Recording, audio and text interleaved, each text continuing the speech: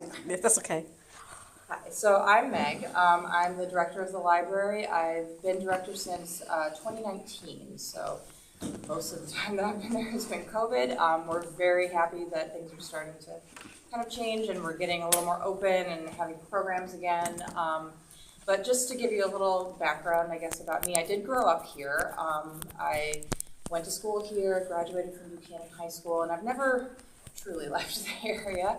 I've done a lot of different things. I worked in South Bend at the Center for the Homeless and at Hope Ministries.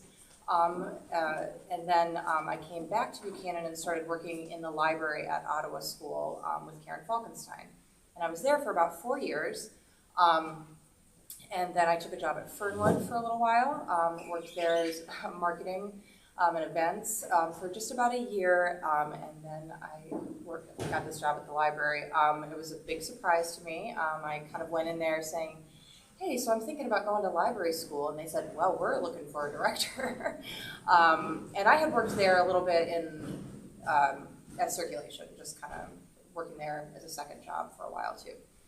So that's kind of how I ended up there. I've always been a reader, someone who visited the library a lot. Back when it was the art center, I was the kid who would hop on my bike and ride over there and check out as many books as I could carry in my backpack and ride home. So it feels like a great fit for me. I love being at the library, and I hope to be here for a long time. As far as what we've been doing for the last few years, I feel like we've had a busy few years, even though it's been COVID. As soon as I started, we made the decision to eliminate overdue fines. That was a big deal, I felt like, for just access to the library. It might not seem like it's a barrier, but for some people, that 10 cents a day can really be a problem for being able to use the library. So we did eliminate fines. If you steal our stuff, you are still going to have to pay for it. But other than that, as long as you bring it back, you're not going to see any fines at the library. We also started a library of things. So that's new since I've started. That means that instead, other than just books, you can check out a kayak or a tent or a ukulele or an air fryer, or when we're building that collection all the time. So we have a lot of things now, not just books. Not that books aren't wonderful, but we also feel like this just adds a lot of value to the community. It's kind of the idea that we can all share these things together. Maybe you don't always need to own a kayak, but you'd really like to go out on the lake one day, so now you can just come borrow it. And like I said, there's been obviously a lot of, the pandemic has been a big deal for the last couple of years. We're proud that during that time we felt like we're being as safe as possible with our precautions, but also as open as possible. We opened up right away when we were able to, staff doing extra cleaning, wearing masks, providing curbside service, which actually we did even before the pandemic, and we still do. If you need something and you don't want to come in, you just give us a call. We'll hop right out and give it to you. Nobody during the pandemic on our staff got COVID, and we had no outbreaks or anything like that. We feel like we did a really good job of trying to do our best during that, but also still provide services. Right now you can get free COVID tests. Maybe, I think you can probably get them here too, but you can get them at the library. Call us. We'll just hand them over to you because we've got plenty of them. So let's see, I've probably forgotten about 1,000 things. But yeah, I just really was happy to be invited here. I am more than happy to answer any and all questions that you might have. So I think I'm ready for questions if you have any. Oh my goodness. I know, I feel like I talked a mile a minute, I'm sorry. I've had a lot of coffee this morning, which is a normal morning for me, is about 4 cups. I love the library. Oh good, well thank you. You should take an I love my library sticker before you go. I do have a question about the library of things. Sure. That's such a cool idea. Yes. How did that come about? It's something that libraries have started doing more. So there's some in the area that do it and some that don't. And there's also sometimes in bigger cities, there'll just be a standalone kind of sharing libraries, maybe they'll call it that. And the idea is that they'll have lots of different items that the whole community can kind of share. Tools are a big one too. It's one I forgot to mention because, obviously maybe you're working on your house and you might not be able to afford to go out and buy this specific tool that you need, you can come and borrow it from the library. Even though it kind of scares me, we have a chainsaw. There's waivers you do need to sign before you use it. But yeah, just the idea that we don't all need to go out and individually buy all these things. That's kind of wasteful for us individually, for the planet, so we can share them. Yeah, that's awesome. What's the time limit on a rental? Most items are a week, and if nobody else is waiting for them, then you can take them for another week. Do you accumulate the things by donations from like? Yep. Including a full-size crock pot? From both, yeah, we purchase things, but yes, we do, a lot of things we do take donations, so if there's something that you got lying around that you think other people could use, that you're not, we'd be happy to take it. I live in Niles, so how much can I participate in the Buchanan Library? And if I can't, what do I have to do to be able to? Sure. Well, you can participate in the library as much as you want. You can come in and use programs. In there, Yeah. If you don't live in our district, we charge $25 for the year for you to have a library card with us. Some libraries around here are reciprocal. Niles is not one of them, unfortunately, but some libraries in the area we have agreements with so that you can use their card at our library, like Galeen, Three Oaks, New Buffalo, some of those others. I don't have the list in front of me, but unfortunately Niles isn't one of the libraries that we're reciprocal with. But, so $25. Great. So there is a way, but Oh, sure. Niles will get you. Yeah. That changed though, because I live in Bertram Township, and we used to be able to use the Right, Niles Library. right. But what happened? Yeah, there was a certain part of it that they couldn't come to an agreement with Niles. They used to have a contract, and then Yeah. it changed, and so you're part of our library now. So Yeah. we have a contract with that part of I Niles. So you can, I think you can do that, but if anyone else didn't know that. Now, do I go to the Buchanan Library to pay the $25? Yeah, you just come in and see us and we'll take care of that. And Yes. I was talking with a friend in Maine, and she loved this idea, and she said, where do you have the library store all these things? Oh, yeah. And that's a question I'll ask you. Oh, yeah. Well, we're lucky in that we're in this gigantic building that we're hoping to renovate more of at some point. So most of the second floor, if you guys have been there, know is not really renovated. There's a lot of unfinished space that we're hoping to do some other things with.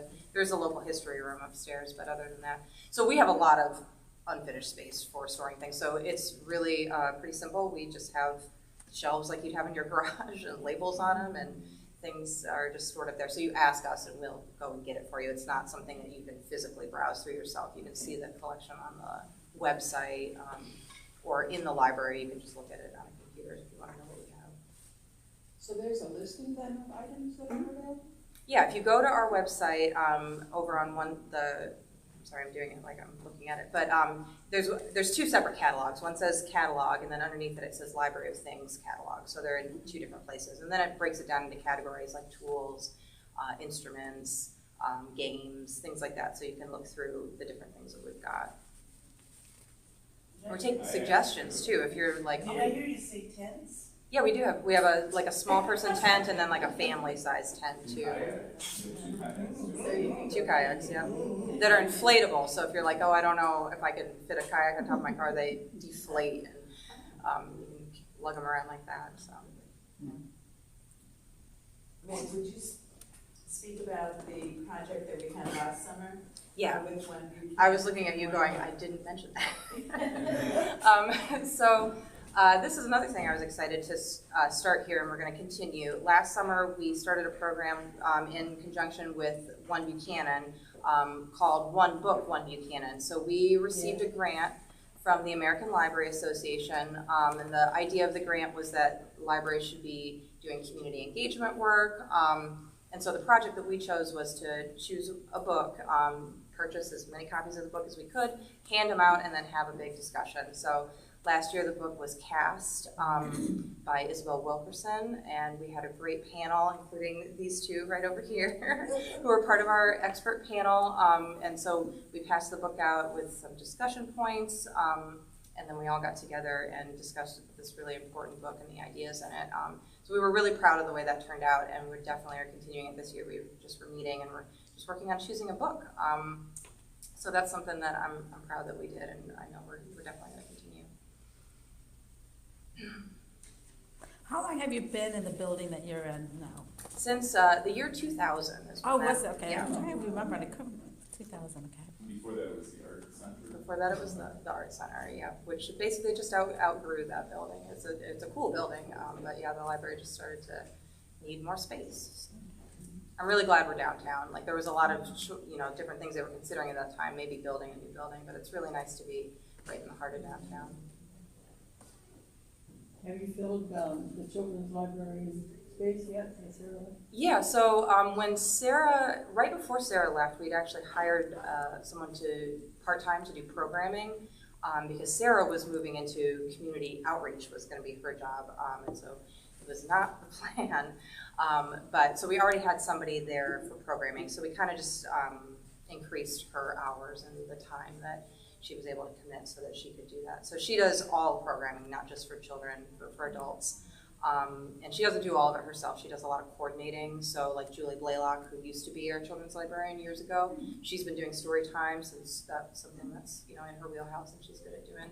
So we're kind of trying to bring in more volunteers or hire people to do a specific program, because it's really hard for our small staff for one person to do all of that work themselves. So that's how we've been handling it. I remember when you moved, because some of us were asked to help, volunteers.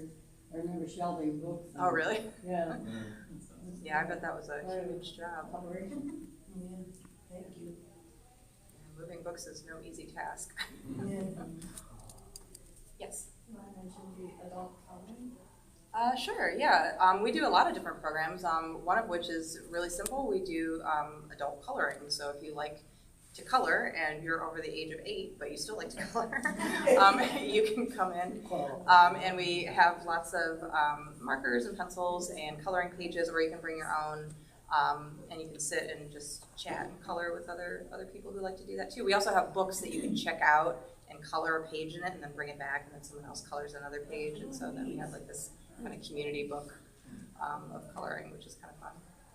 There's lots of craft classes too if you're into that. That's one thing that our new person, her name's Jen, is really good at. You guys probably knew Debbie Vervalen, many of you who used to be our craft person, and she retired a couple of years ago, but Jen is also a very crafty lady, so she's been doing some jewelry making. She's got a cross stitch class coming up this month. She's going to be doing these cool terracotta lighthouses this summer, all kinds of just crafty stuff, if that's your thing. Are people doing puzzles again now? Yeah, and those are in our library of things, so you can take them home with you. So you can check out a puzzle and just take it home and bring it back. But are people doing it in the library? We haven't been setting one out lately, but we could. That was kind of just something that kind of went away during COVID that I think we haven't brought back yet, but mostly just oversight. We haven't thought about it. How have you found the change in how people are using libraries with digital era and all that? Yeah. Well, we feel like, it was kind of a double-edged, or it was kind of a good thing and a bad thing, obviously. We had to shut down because of COVID. But it sort of forced us to get better at some of the digital stuff. And maybe some of our patrons to get more comfortable with it too. We've made nearly 300 digital access cards since the beginning of the pandemic. So that was, okay, you can't come in to use the library either because we're closed or because you don't feel like comfortable coming into a physical space right now. And so we'll create a digital access card. And that means that from home you can access our digital collection. So you can download things right on your phone or a tablet or computer.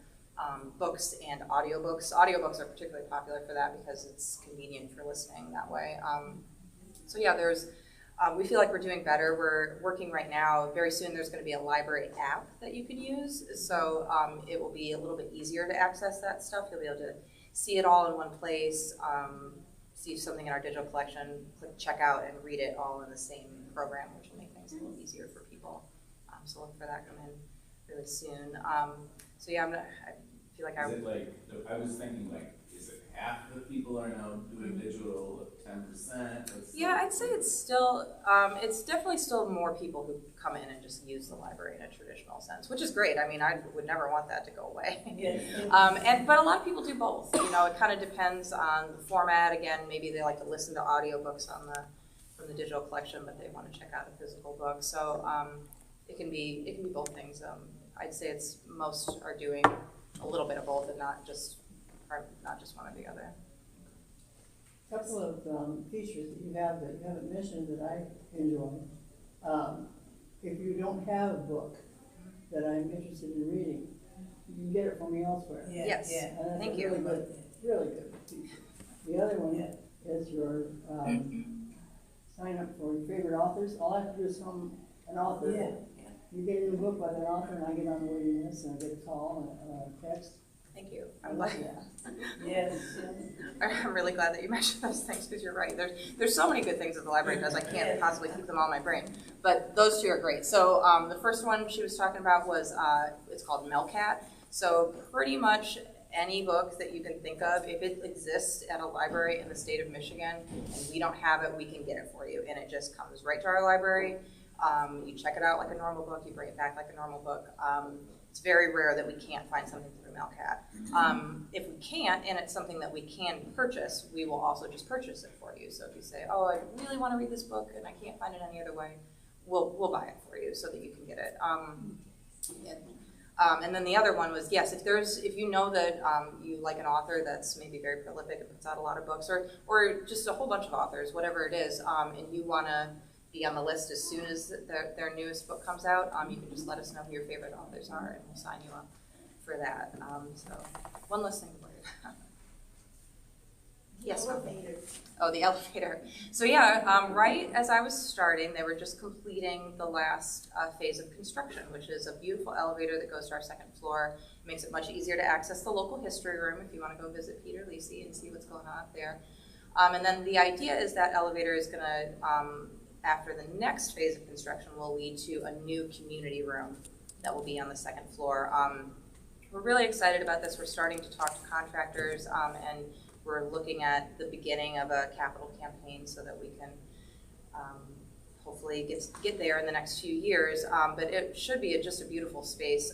Right up at if you know where the elevator is, you can see it from Front Street.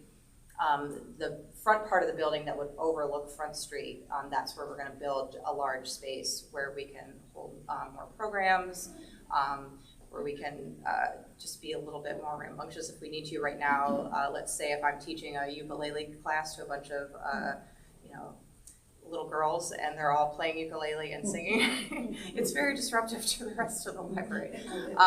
And so, we could use more program space, but it will also be a space that the community will be able to use. If you wanted to rent it out or just have your group meet there. So that's what we're looking towards in the near-ish future, is to build that space up there. Yes. Did you speak about the no farms? Yeah, a little bit at the beginning. Did you have a question about that? No, I just wondered if that was mentioned. Yeah, that's another trend in libraries, kind of like library, having the library of things. The American Library Association even kind of came out and recommends that libraries don't charge library fines anymore. So we definitely felt that it was the right thing to do. And I think maybe a month after we did it, Chicago Public Library stopped charging fines. And I like to say that they got the idea from us. I know they didn't, but we were kind of right on the cutting edge of that trend of like, okay, it's time for libraries to stop doing this. We don't need to punish people. We want people to use the library, I guess is the idea. So we want to make it as easy as possible. How you just said that, that was an idea, and you like to think that Chicago got that idea from you, and see, those are libraries connecting and stuff, and I kind of missed that my library card doesn't go everywhere, but I'm adapting, and it's great, but I know this is like into the political part of it, but I love my library in Niles, and there's great people there, so. But then I found the Buchanan Library, and and I'm like, oh my God, there is, it's still sparked, and yet it's dying there, and how can I help?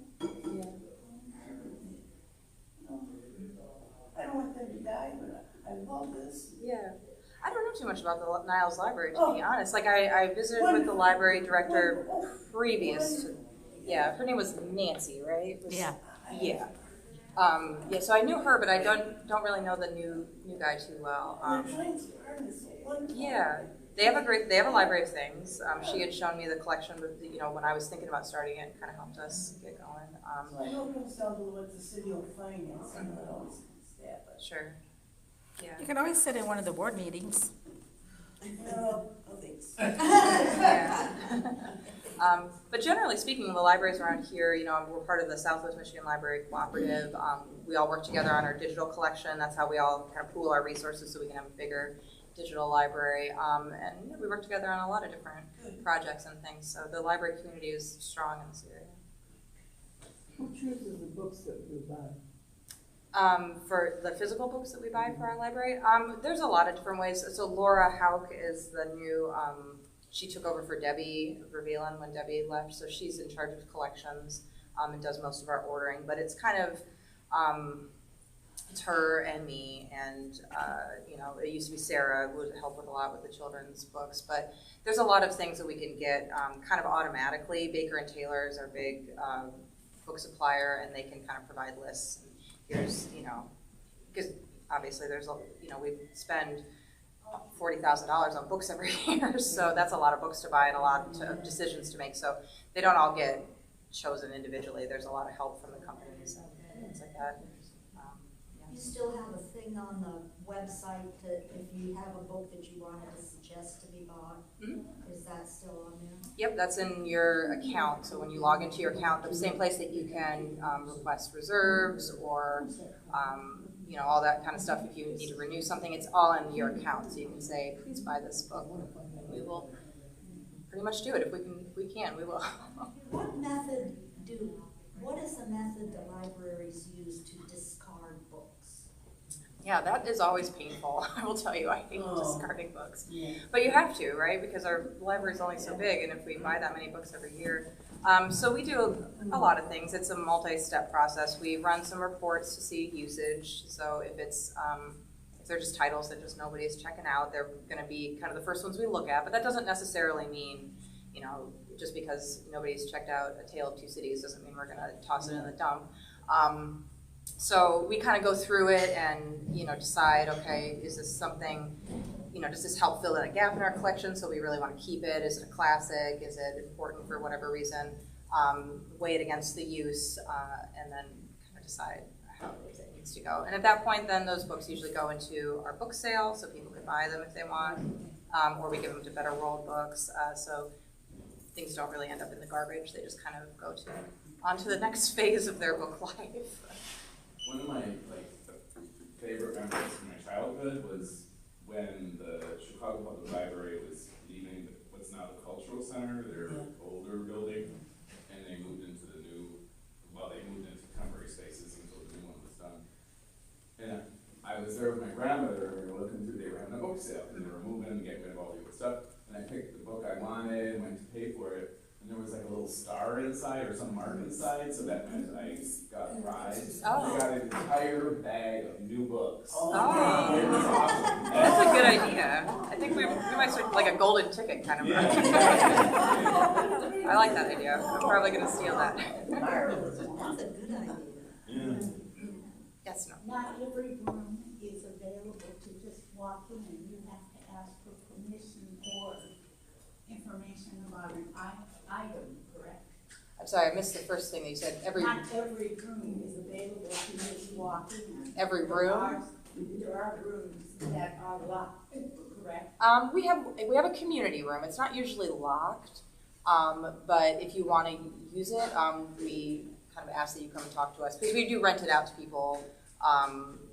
If a group needs a place to meet, they can just reserve it, and so we do ask people let us know if they want to use the community room, just because there might be somebody else on the schedule.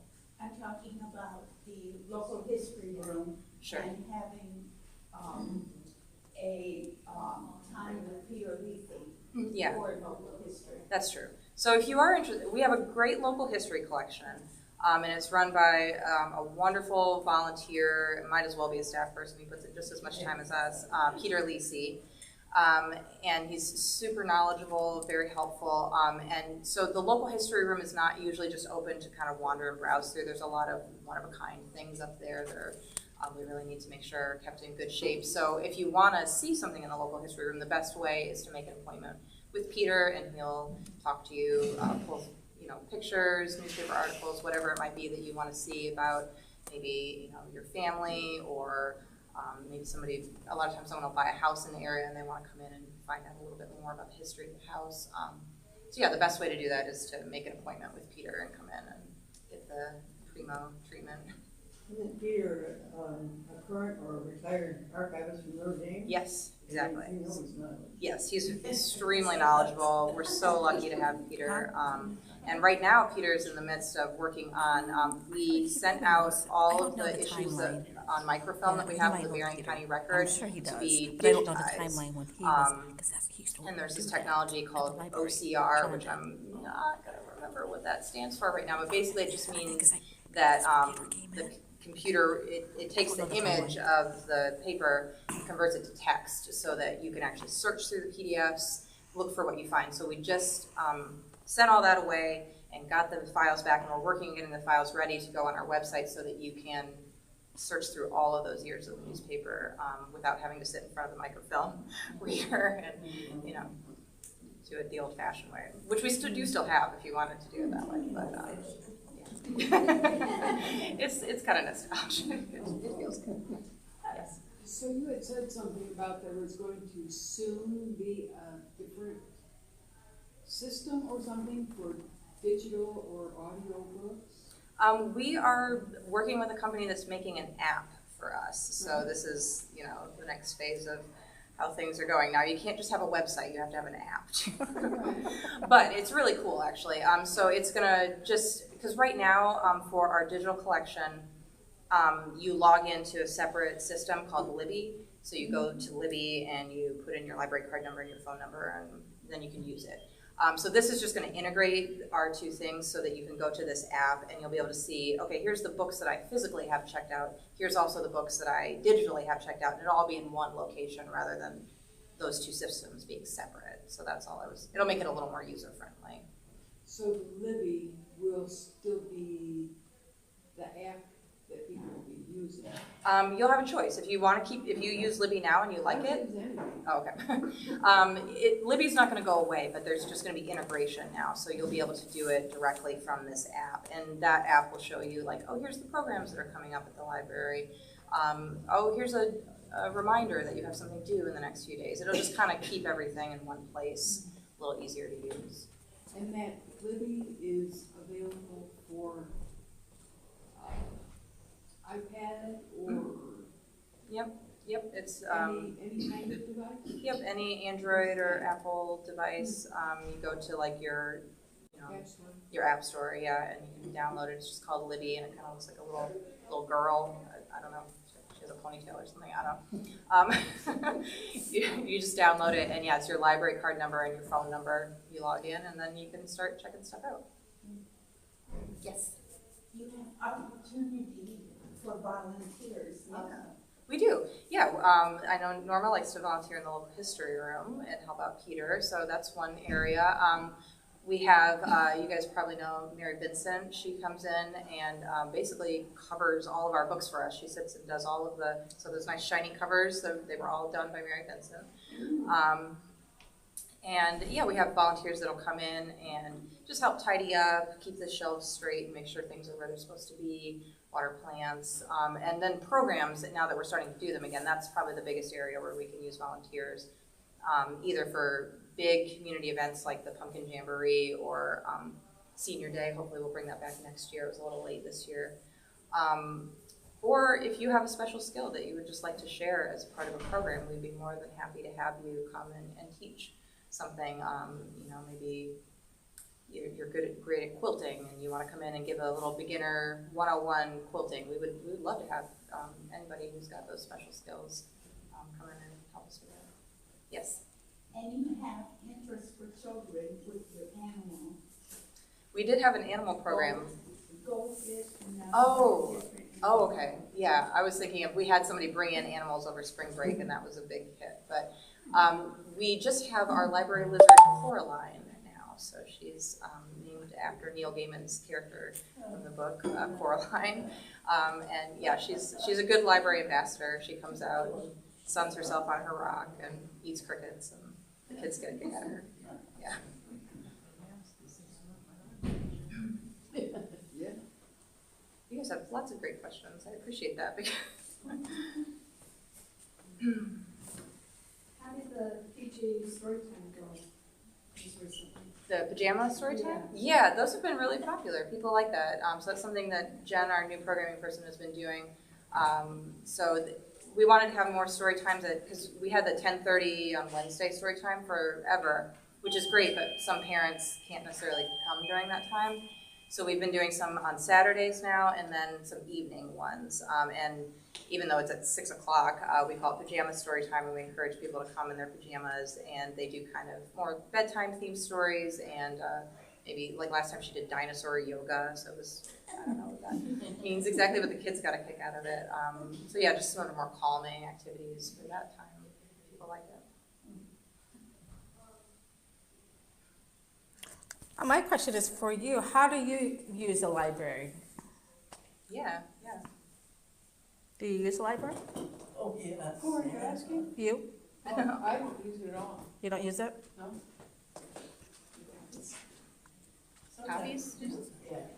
Sorry, what did you say? We're gonna make copies. Yeah, that's another thing I didn't even mention. You know, you can come down and make copies, send faxes, use your computers, get help with it if you're not exactly sure how to do something. We're always happy to provide a little tech support. Some of the things that you have to subscribe to, like newspapers.com, Peter said that there's a way that if you go to the library, you can access that. I'd have to ask Peter a little bit more about some of those. And maybe that's just through the yeah. local history room. Yeah, there is something called My Ancestry, or maybe Right, Ancestry.com. Well, no, we don't have that one Oh, yeah. anymore. But there's one through like the Melcat. Yeah, I'm sorry, I'm not very knowledgeable on that one, but there are some resources. Or I think it's My Heritage, I can't remember what it's called right now. There are some free resources that you can, and actually you can access them anywhere. You don't have to be in the library to do it. So. You can put in a plug for the library in general, but I'd also like to put in a plug for your employees. They're very helpful Yeah. and it's good. Yeah, we have just a really, really wonderful staff. I mean, we've lost some people to retirement and moving away in the last couple of years, which is sad, but we're a really strong crew. We love what we do. Everybody's happy to be there every day, happy to see all of you guys coming in, your smiling faces. So it's just a wonderful place to be and to work. For us too. Yeah. Yes, I agree. Diana, to answer one part of your question for me is, why I go to the library is, I don't want to label myself ancient, but I'm getting there. The smell of books. Oh, yeah.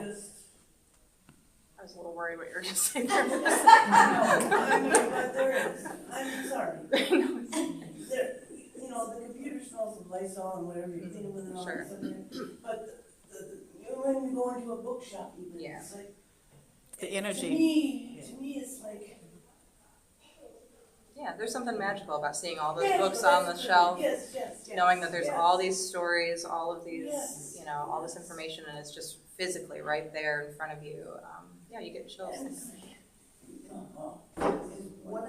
addition to the smell, it's just the tactile. Yeah, Feeling those pages Yes. and being sad when the last page is done. But it's the tactile. It's Yeah. the moving of the pages. Yeah, and- I'm still a book reader And too. there's, I'm not much. you know, like being upset when somebody puts a corner on the book. Oh, yeah. Oh, I like to write in my books. Oh. yeah, but that's your. Right, I know, We're gonna keep an eye on you. Yes. But that's why we gave away books for our One Book, One Buchanan, because we wanted people to hold them, Yeah. touch them, Yes. write in them, use them, study them. So there's a time and a place for that. So, yeah. Sticky notes. Yeah. I will say that, in working the farmer's market last year, for One Buchanan, One Book, One Buchanan, that there were so many people from out of our area who just came up and said, oh, I love the library here. It's just so personal. Yeah. And so hats off to everyone who works there and so on. But in answer to your question, Diana, I just love the fact that I can come up with just a book that I haven't read in like 1,000 years. Yes. And so I know a specific chapter that I want to reread, and you got it for me. And it was just like, oh, this is wonderful. Yeah, love libraries. Speaking of summer, a little bit coming up, just so you guys know, we always do all of our summer reading programs, and this will be the first year since COVID that it'll be kind of back to normal. I mean, we've been doing it, but so there's stuff for adults and there's stuff for kids. But we'll be doing those stop, lunch, and listens every Thursday at the Common Stage. We'll have like a magician. We're going to have somebody come out with Nerf guns. We're going to have a rock and roll beach party towards the end of the summer. Just all kinds of cool stuff. For adults, you can participate in our summer reading program, and there's great prizes that you can win. So you can come down. You can do it. There'll be like a technological way to do it, or we're happy to hand you kind of a piece of paper, and you can come in and do it that way too. Just tracking your reading and kind of just encouraging everyone to read a lot and to get excited about reading. So look for summer reading programs starting about mid-June is when those start. Yes. Do you have anything for homebound people? So yes, the wonderful Debbie Vervalen actually still does home delivery for people, and other staff will do it too if we need to, but Debbie is wonderful and has been doing a lot of it. So yeah, you just kind of let us know that, hey, I can't get out. It could be temporary or it could be more permanent. Maybe you had surgery or something's just going on and you can't get out for a little while. We're more than happy to talk to you over the phone, get the books that you want, and then bring them to you. So yeah.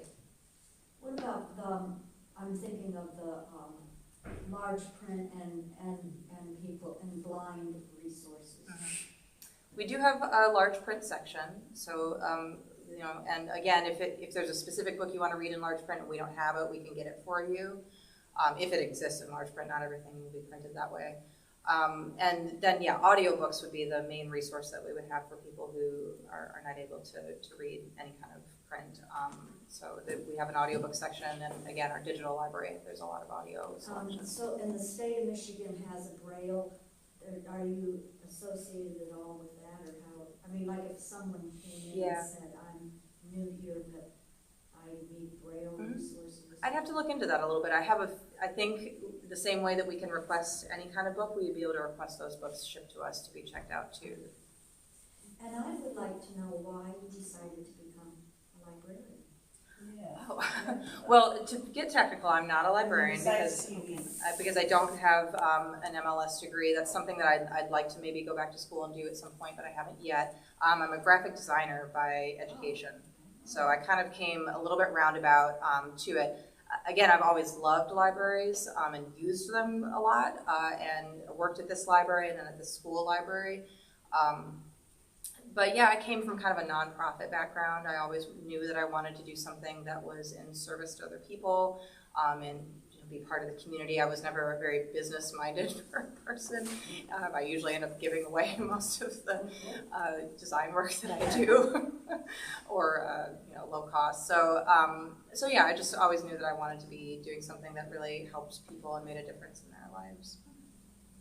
Thank you for that. Yes. You also have the spring reading program. Yeah, so that's true. We just started right now. There's a spring challenge going on. It just started on the 1st. So if you want to sign up and track your reading through the month of April, you can potentially win a $25 gift card to the Wonderland and go see a movie. So yeah, we try to do a lot of that kind of stuff just throughout the year, just keep people excited and involved. Newsletter. Yeah, I brought a couple of them. So we put one of these out every other month. So these ones go through the end of April. And you can get them in your email too. So if you sign up, you can get a monthly newsletter that tells you kind of just what's going on and maybe highlight something from the library's things. Oh, why don't you check this out and that kind of stuff. So we try to stay in good communication. Do you have authors come in for like do the book signing or anything like that? Yeah, we have, during COVID, we had a couple of really good ones that were Zoom because we weren't having in person at that point. We haven't started advertising it yet, but we're gonna have a poet from Minneapolis is gonna be coming in at the beginning of May.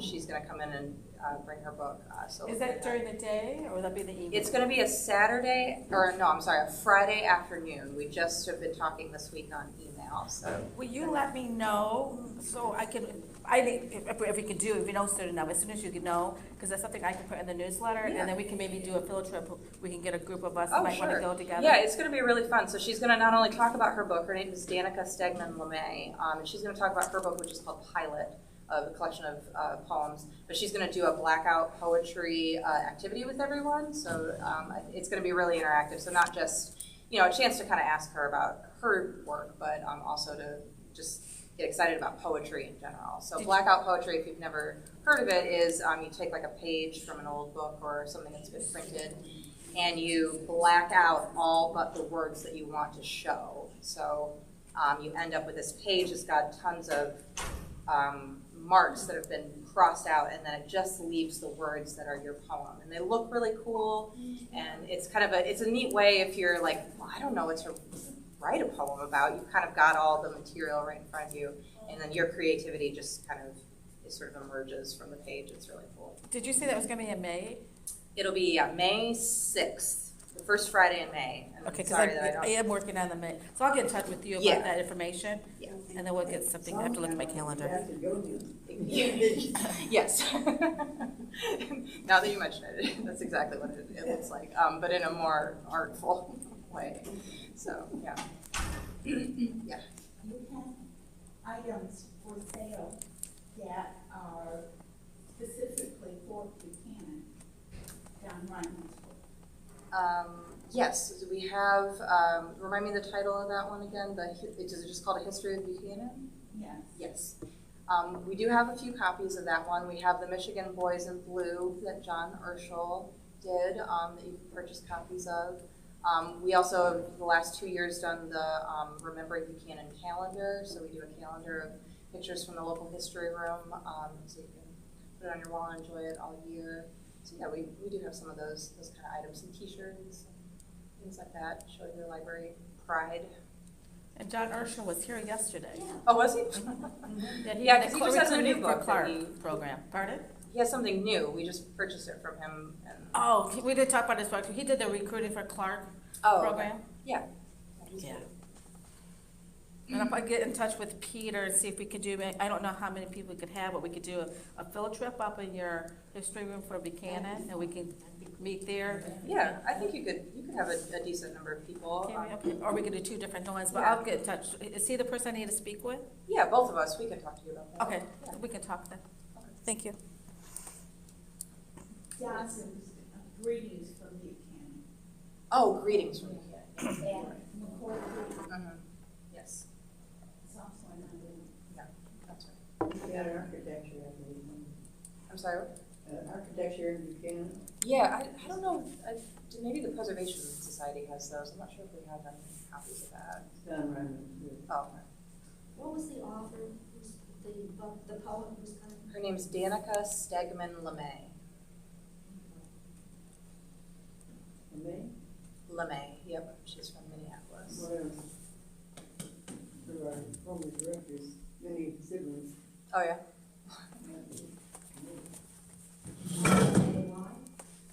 LEMAY. Yes. You really kept me chatting. Guess that's the idea. Chat. Are you available for people to come in and talk to you? Oh sure. I'm usually there. You can usually find me there. Yeah, come in and talk to us. That's we consider that part of our jobs is that we come in, talk to patrons, find out what you guys want from your library, so we can do it for you. I know she moved her office from the. For the 100 years. It doesn't have to be a conversation. Yeah, that was part of it. I kind of like to be able to hop up and help at the desk, but that was also a very big room, so now two people share it, so that just yeah, we just needed a little bit more desk space. That's one thing that building is missing a little bit of is office space. There's only 3 offices, and obviously there's more than 3 of us, so. We also have chalkboard tables. Yeah, we just did that, and those have been really popular. So we just painted the tops of some tables with chalkboard paint and put out chalk, and kids of all ages come in and draw.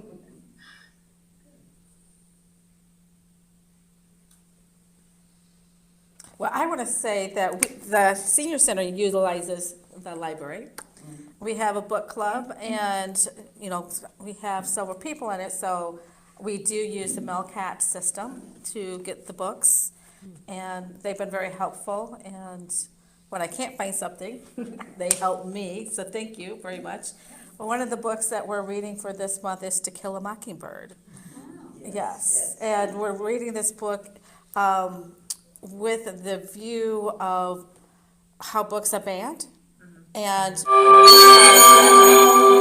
when we read this, do we, for us today, do we feel like it's a reason to be banned? How we perceive it. And these are ladies who, some of them read the book back when they were in high school. And, and remembering. So it's really fun. I remember seeing the movie at the high school for the first time in the auditorium and reading the book a couple of times. So if there's a book, like she was saying, there's a book that you have not read for years and it keeps coming to mind. You don't have to go buy the book. Just go down to the library, have somebody help you, go to Melcat, and kind of just bring back, read the book. You get something different every time you read a book. Yeah. That's one thing I love about it. You can read the same book and I don't remember reading that the last time. Exactly. So thank you for everything that you guys help us with. Speaking of part of that, when they sanitize these books, do they have to change name the author? What do you mean by sanitize? Well, changing, say, Huckleberry Finn, Oh, okay. and taking out all the reference to how a black person might speak. I don't know exactly what books they've done what to, but it kind of, it's not the same book. Yeah, I'm not really aware of that, where the book itself has really been changed. I know that some people will object to things that, at the time, many years ago, we felt differently about, and now don't seem to be okay. But no, I'm not really aware of the book itself getting changed in future publications. Talking about my question was going to be about the books that are being banned. Some of these, they're politically motivated things, not only in the public schools, but also in the libraries. Yeah. Has there been any type of movement in that regard in this area? Yeah. I'm happy to say that no, we haven't seen any sort of that, but that is absolutely a national trend. I was just reading the ALA putting out a report that it's gone up significantly in the last couple of years around the country. And obviously reporting on that there's probably a lot more of it that we don't know about too, that never gets reported. I'm happy to say that no, that hasn't happened in my time at the library. There is a process for that. If someone objects to a book that we have, they can tell us about it, and we, as the library board, will discuss it. And but it's definitely part of our. We believe strongly in the freedom to read, and that everyone has the freedom to make their own choices about what the information that they want to consume, and that they don't have the right to tell other people what information that they want to access. So I think that's part of this sanitizing of the books that was brought up here, right. is a movement toward either just kind of sort of whitewashing everything. Right. I'm not probably not a good term to use, but trying to not be truthful, in my opinion. Sure. The book was written a certain way. You have a choice to read it or not. Right. Your parent has a choice to read it or not. And we have a choice to, understand it differently and discuss it and all that. I can tell you, we haven't taken any books off of our shelves because of these reasons. They're still there. So, it's about being able to it's about looking at it in context and trying to be able to understand. You can't change history by changing it. Yeah, Yeah, I mean, really our only, I'm sure Ruth would agree with us that you just need to understand and move forward. I have two questions. Could you speak about the board of, that you have, that you work with? And also, I was so impressed with your mission, vision, and goals document, which addresses this issue, and it was beautifully written. I know it took a long time to come up with that document, but it's beautiful. Thanks. Yeah, so we have spent the last couple of years working on a new strategic plan, and we just approved it in March. So you will be seeing soon, it'll be available for you to actually look at and view. We're going to get printed copies, put it on our website. I'm going to go out and try to talk about it a little bit. So yeah, one of the first things we address is the freedom to read, in that just kind of what are our core values, why are we here, why do we do what we do. So we have a 7-member board. They're all volunteers. They're all wonderful people who love the library, love this community, and work very hard to make sure that we can keep doing what we're doing. So all of those people, plus myself, plus the staff, plus some other volunteers, worked for the last couple of years on the strategic plan. We had that survey that many of you maybe filled out, and we used all that information and that data to really try to drive what people want to see us doing next. What do they like that we do? What can we do better? So that was a really great process to be able to go through. And yeah, the board was. We have a fantastic board. They're just all wonderful people. What happens to the books that you put in that green box? Mm-hmm. The Better World. Yeah, that's Better World Books. So that's a company that takes donated books and resells them, and the money is used for different charities and I think literacy programs. Yes. In reference to your board, I was on the board for the Niles Library years ago, and our responsibility was more financial. So is the board for the Buchanan Library, is that just financial, or are they part of the culture and about building and about cultivating the library, and do they have input in what's being done? It's both. It's a governing board. So the Buchanan District Library, we have our own supporting millage. We're not part of the city. We're our own entity. So the board, that 7-member board does govern the library. They're in charge of hiring me. They're in charge of the budget, and how we spend our money every year. Everything goes through that board. So, but yeah, I would say very much that they're part of the day. I mean, maybe not day to day, but they're a part of everything that we do at the library. We meet once a month, and there's nothing that the board doesn't know about or isn't involved in thinking about. How are the board members selected?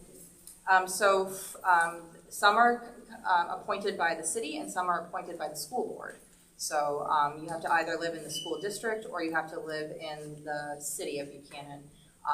And then there's just a process where you can submit an application, and then the city will approve or not. So if there's ever an opening and you're interested, just look out for that. Or I think you can put in an application anytime, but at the moment we have a full board, which is nice. And do they rotate a certain number of years? The term? The terms are 4 years, but they can continue to serve. So like Janet Kuhn has been on our library board for, 25 years maybe. I don't know. She's been on the board for quite a long time. So.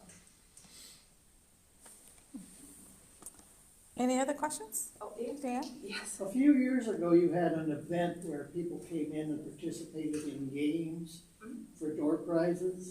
That was probably senior day, and that went away with COVID, unfortunately. So we would have a day, and we were definitely going to bring it back, but we weren't able to know if we were going to be able to do it this year early enough to plan it. So yeah, it would just be a day. The library is going to shut down, and it's just for you all. You come in, and I think they did wine and cheese, and they would. How old is the senior? Karaoke. I know there was karaoke. This was before I was there. A magician. Little games and fun stuff. Just kind of community building. Just come in, have a good time at the library. So I will absolutely be coming back. I'm pretty close though to that age. Unfortunately, not At this Goodwill, year, I'm a but we will bring senior. Well, thank you, Meg. This has been awesome.